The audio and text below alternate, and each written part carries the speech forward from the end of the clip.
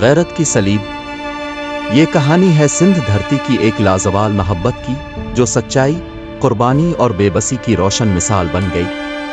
یہ وہ محبت تھی جو دلوں میں بسی، مگر تقدیر کے بے رحم فیصلوں نے اسے ہمیشہ کے لیے زخم بنا دیا۔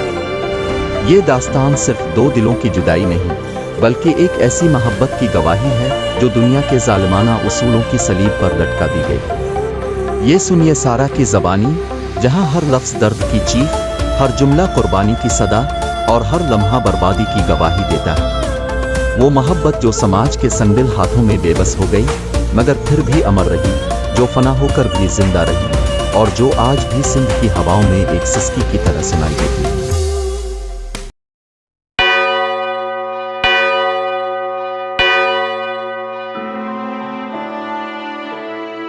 برسوں بعد میں اپنے گاؤں، اپنے آنگن، اپنی جنت کی دہلیز پر قدم رکھنے جا رہا تھا، بلکہ یوں کہنا زیادہ درست ہوگا کہ میں اس جنت میں واپس جا رہا تھا جہاں سے مجھے بے خطا نکال دیا گیا تھا۔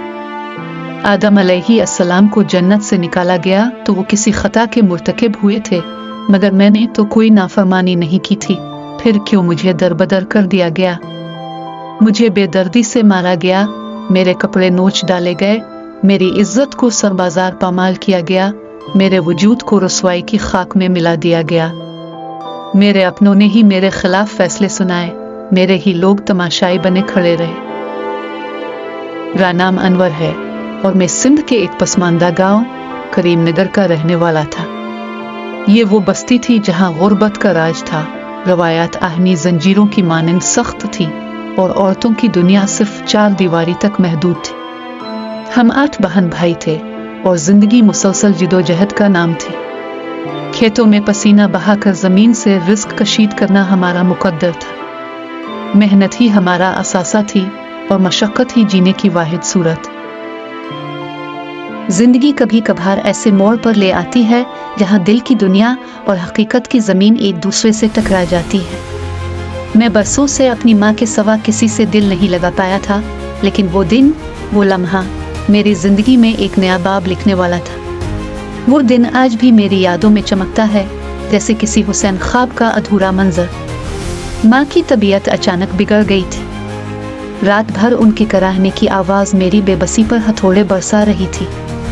صبح ہونے کا انتظار مشکل تھا، لیکن جب سورج نکلا میں انہیں لے کر فوراً شہر کے سرکاری اسپتال پہنچا۔ وہاں پہلی بار میری ملاقات ڈاکٹر نورین سے ہوئی۔ وہ ایک نرم لہجے والی، شفقت سے بھرپور، سراپا مہر و محبت کی تصویر تھی۔ اس کے ہاتھوں میں جیسے شفا تھی، اس کی مسکراہٹ میں جیسے کوئی جادو تھا، اور اس کی آنکھوں میں ایک انکہی کہانی چھپی تھی۔ وہ ماں کے ساتھ اتنی نرمی سے بات کر رہی تھی کہ میں بے اختیار اسے دیکھتا ہی رہ گیا۔ وقت گزرتا گیا، ماں کا علاج مکمل ہونے کو آیا، مگر نہ جانے کیوں میرے دل کے کسی کونے میں یہ خواہش جاگ رہی تھی کہ یہ لمحے کبھی ختم نہ ہو۔ شاید میں جان بوجھ کر رکنا چاہتا تھا، شاید اس کی مسکراہٹ کو کچھ دیر اور دیکھنا چاہتا تھا۔ لیکن ہر کہانی کا ایک اختتام ہوتا ہے۔ علاج مکمل ہوا اور ہم گھر واپسی کے لیے اسپتال کے دروازے تک آ گئے۔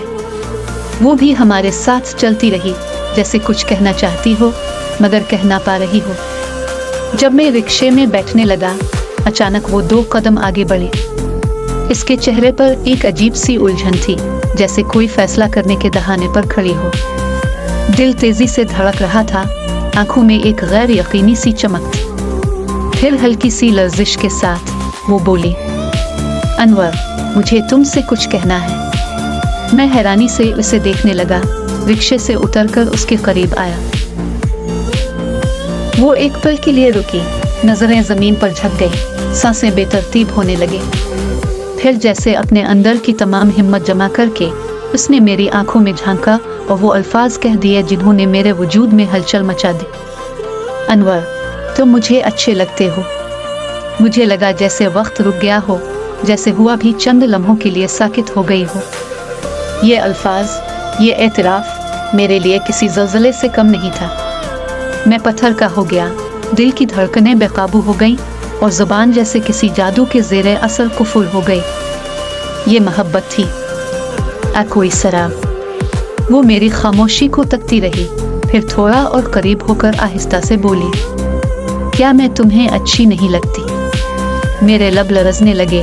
दिल की गवाही मेरी ज़बान पर आना चाहती थी, मगर मैं रवायत की जंजीरों में कैद था। मेरी उम्र 24 साल थी और वो शायद 30 से कुछ ज़्यादा, मगर हसन का एक ऐसा पैकर थी जिसके सामने वक्त की कैद कोई मानी नहीं रखती थी। सच कहूँ तो वो मुझे पहली ही नज़र में अच्छी लगने लगी थी, मगर मैं कभी मर कर भी इसका इजहार ना करता।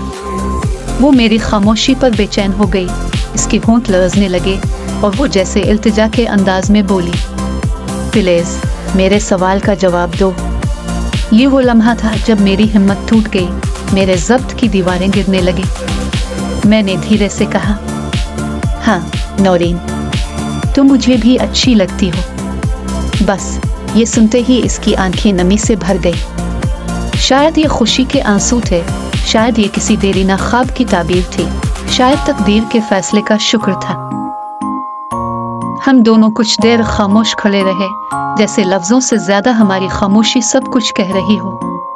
फिर बातों का एक नया सिलसिला चल निकला जो वक्त के साथ साथ मजीद खूबसूरत होता जा रहा था। आखिर में हमने वादा किया कि 4 दिन बाद इसी जगह इसी वक्त फिर मिलेंगे।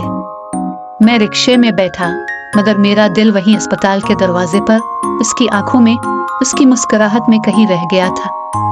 वो लम्हा, वो मुलाकात मेरी जिंदगी की एक ऐसी कहानी बनने जा रही थी जिसके सफ़हात मोहब्बत, आजमाइश और जज्बात से भरे होने वाले थे।